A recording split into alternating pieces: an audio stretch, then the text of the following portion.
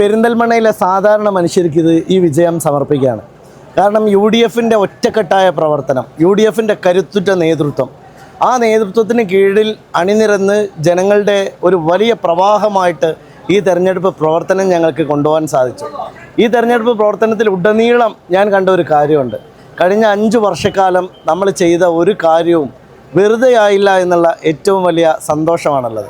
കാരണം നമ്മൾ ജനങ്ങളെ എങ്ങനെ സ്നേഹിക്കുന്നുവോ അതുപോലെ ജനങ്ങളത് നമുക്ക് തിരിച്ചു തരും എന്നതിൻ്റെ ഏറ്റവും വലിയ തെളിവായിട്ട് ഞാൻ ഈ വിജയത്തെ കാണുകയാണ്.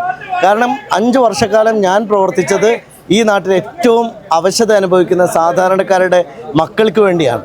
ആ കുട്ടികളും അവരുടെ രക്ഷിതാക്കളും കുടുംബവും എന്നെ അംഗീകരിച്ചു എന്നതിനേക്കാൾ വലിയ ഒരു സന്തോഷവും ഇല്ല.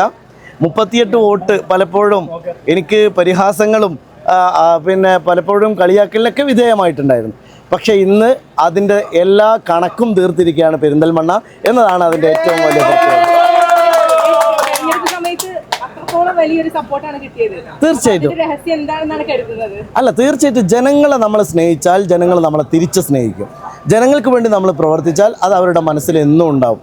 ഉഡായിപ്പുകളൊന്നും ജനങ്ങളെടുത്ത് നടക്കില്ല. ജനങ്ങൾ നേർക്കുനേരെ കാര്യങ്ങൾ മനസ്സിലാക്കുന്നവരാണ് എന്ന് ഈ തെരഞ്ഞെടുപ്പ് തെളിയിക്കുകയാണ്. അതാണ് കേരളത്തിൽ ഉടനീളം ഉണ്ടായ തെരഞ്ഞെടുപ്പ് ഫലവും അതാണ്.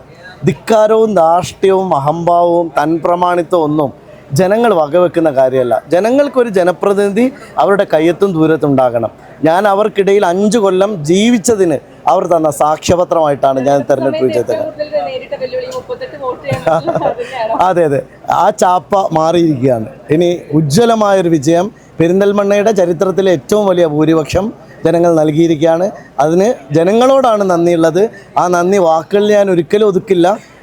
എന്തൊക്കെയാണോ നമ്മൾ പ്രഖ്യാപിച്ചിട്ടുള്ള കാര്യങ്ങൾ അതെല്ലാം ചെയ്തു കാണിക്കുന്ന 5 വർഷമായിരിക്കും ഇനി തുടരുത്.